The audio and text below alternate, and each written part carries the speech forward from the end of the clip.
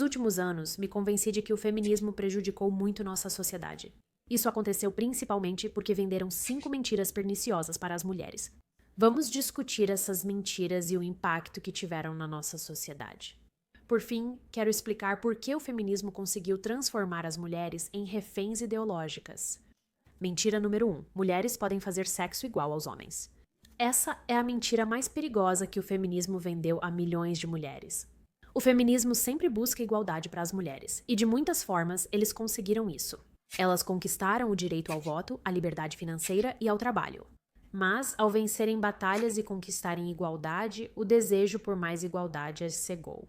Até as desigualdades biológicas agora precisam ser eliminadas. Essa desigualdade fica ainda mais clara no sexo. Sexo é diferente para homens e mulheres devido aos riscos específicos de cada gênero. Gravidez, agressão e até morte são possibilidades reais, pois no fim, os homens são mais fortes e agressivos. E é realmente difícil saber se um homem vai te honrar e cuidar de você, porque ele é um bom homem. Contra um homem que finge ser bom só para se aproximar de você. Gerações anteriores resolveram esse problema, reconhecendo o sexo como algo muito sagrado, porque ele tem o poder de criar vida. Tratavam o corpo e a confiança da mulher como invioláveis, reservando a união com o homem ao casamento. Por quê? Porque o casamento trazia seguranças que um encontro casual não oferecia. O contrato do casamento era seguro. O homem era legalmente responsável pela esposa e filhos, tanto social quanto financeiramente. Esse controle sexual era eficaz, pois obrigava os homens a conquistar esse privilégio pelo casamento. Precisavam provar que eram dignos de uma mulher e de ser marido da filha de alguém. Eles precisavam ser financeiramente responsáveis, bem vistos na sociedade e dispostos a assumir essas funções. Agora, é claro, havia casos de homens terríveis fingindo se encaixar nesse perfil. Mas, no geral, o sistema funcionava muito bem para proteger as mulheres e, mais importante ainda, forçava os homens a amadurecer. Agora, avançando para os dias de hoje, na nossa sociedade, um dos maiores problemas que enfrentamos é que os homens parecem estar presos em um estado perpétuo de desenvolvimento interrompido. Mesmo com 40 ou 50 anos, alguns adultos agem como crianças pequenas. Cidades como São Francisco e Nova York viraram a terra do nunca, onde ninguém precisa amadurecer. O uso de apps de namoro e a cultura do sexo casual chegaram ao fim. Esse ato nobre dos homens cortejarem as mulheres acabou transformando o sexo em mercadoria. Eles reduziram o sexo a um ato sem significado. O incentivo para que mulheres fizessem sexo como os homens visava empoderá-las, ajudá-las a assumir sua sexualidade e romper com expectativas sociais. Isso realmente ajudou as mulheres.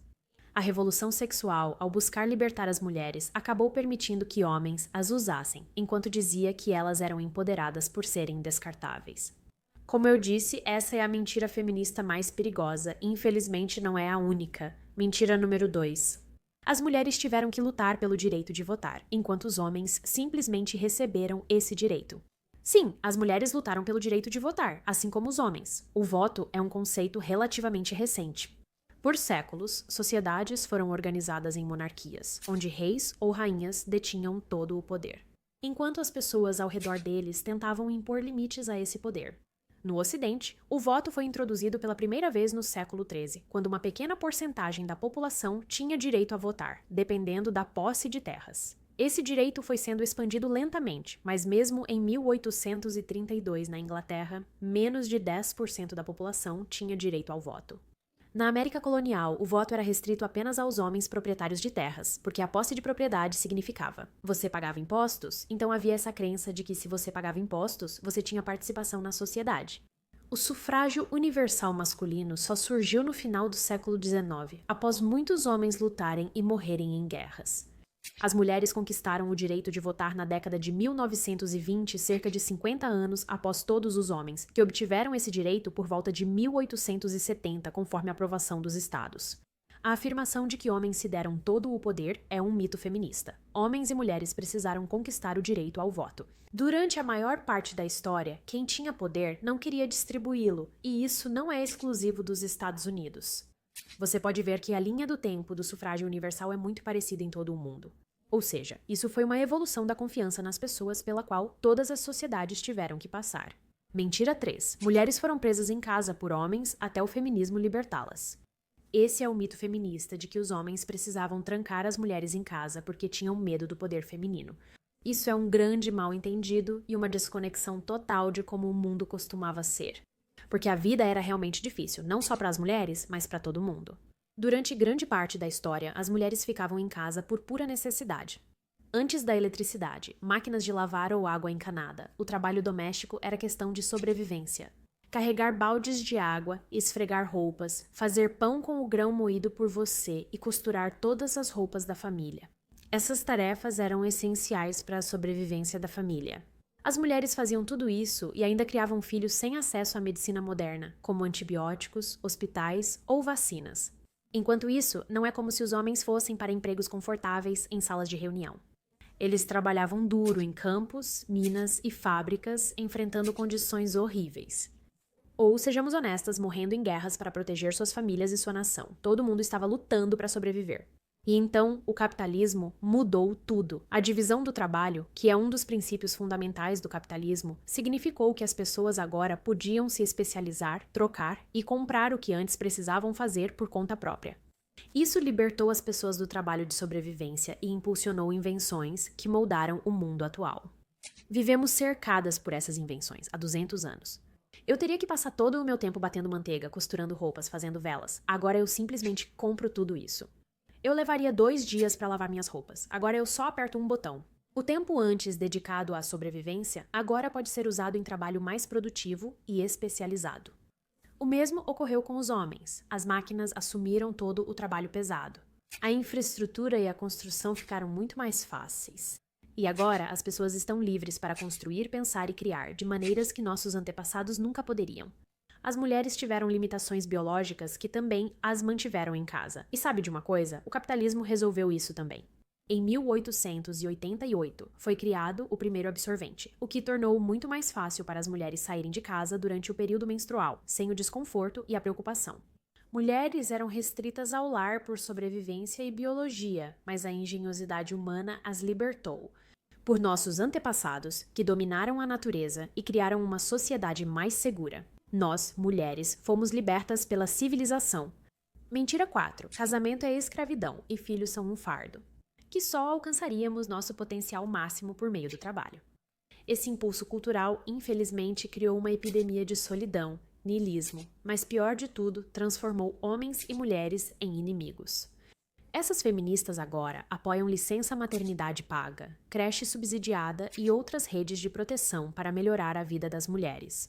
Antes do feminismo, uma mulher não precisava pedir ajuda ao governo. Ela buscava a ajuda do marido, família e comunidade. O casamento não é uma instituição predatória em que homens ganham uma serva para sempre. Em vez disso, sempre foi um contrato entre os sexos para se unirem e enfrentarem juntos o mundo desafiador. Os homens eram os protetores que buscavam recursos no mundo hostil. As mulheres proporcionavam segurança e conforto ao lar, permitindo que o homem se refugiasse e criassem os filhos juntos. Esse sempre foi o propósito do casamento, estabilidade através da parceria. É sobre a base dessa parceria que toda comunidade é formada e toda nação se mantém de pé. É por isso que esses apelos para que o governo resolva tantos problemas sociais se tornaram tão intensos.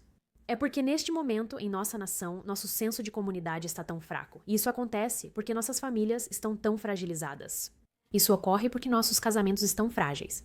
Em 2024, 47% dos lares são chefiados por casais casados, ante 79% em 1949. E 1 em cada 4 americanos, ou seja, 91 milhões de pessoas vivem sozinhos. Não surpreende o aumento de problemas mentais, automutilação e abuso de substâncias. Humanos não foram feitos para ficarem sozinhos, mas para viver em família, integrar comunidades e encontrar sentido na responsabilidade com os outros. E o apoio à paternidade para as mulheres não deveria ser financiado pelo governo, não.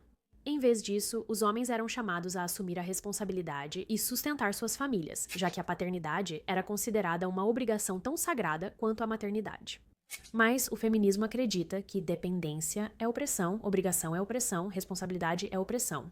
O indivíduo, especialmente a mulher, tem direito a uma vida totalmente desvinculada dos outros. Sem ninguém a quem responder, sem ninguém para cuidar e sem ninguém que realmente precise dela. Suas necessidades deveriam ser atendidas por um governo sem julgamentos.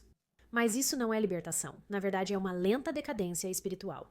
Existe esse prazer momentâneo de saber que você não tem responsabilidades, mas esse prazer vem ao custo de um propósito. No fim de todo esse prazer, só resta a solidão. Existem muitas imperfeições no casamento, e isso é esperado porque as pessoas em si são imperfeitas.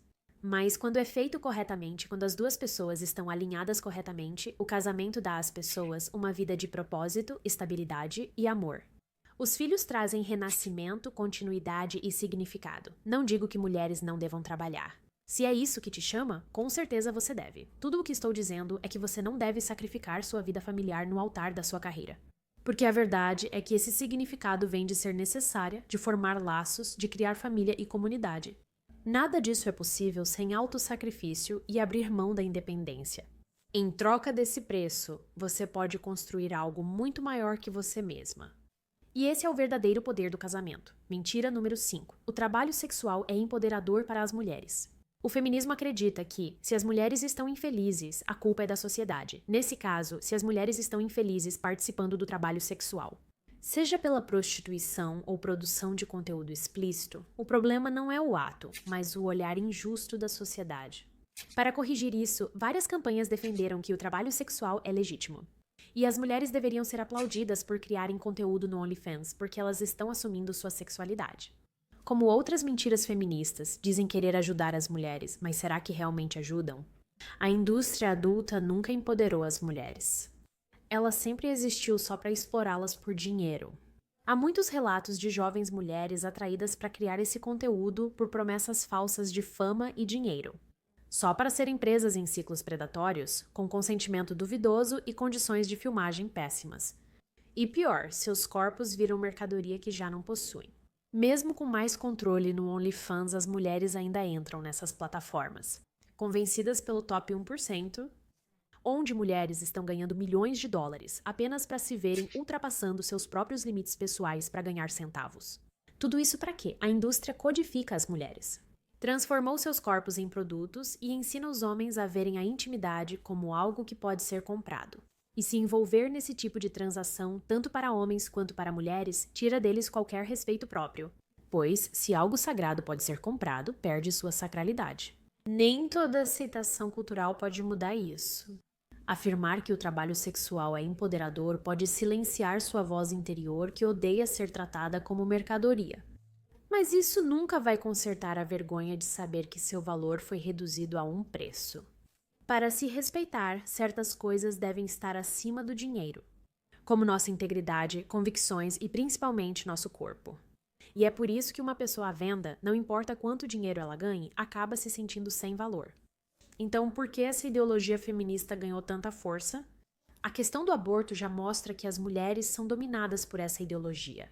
Aborto fez mulheres votarem só por essa causa, pois muitas veem a criança não como presente, mas como maldição. E aí está parte da pista. Ideologias que vendem narrativas de vitimismo ganham força nas pessoas, porque elas querem se ver como vítimas. E uma vítima é alguém que a sociedade deve buscar proteger. Mas também acredita que qualquer ação tomada como compensação por essas ofensas é justificada. E isso, na prática, significa ter liberdade total para agir sem prestar contas ou admitir erros. A culpa é sempre da sociedade e dos homens. É esse o relacionamento com o eu e a realidade que o feminismo promove. Isso soa atraente, nenhuma responsabilidade pessoal, sempre uma desculpa externa para tudo de errado na minha vida. Posso fazer o que quiser sem assumir consequências. Pode me inscrever. Por isso, ao discutir detalhes da ideologia feminista, as verdadeiras crentes não mudam de opinião. No fundo, tudo o que elas querem é se ver como vítimas e ficam presas nisso.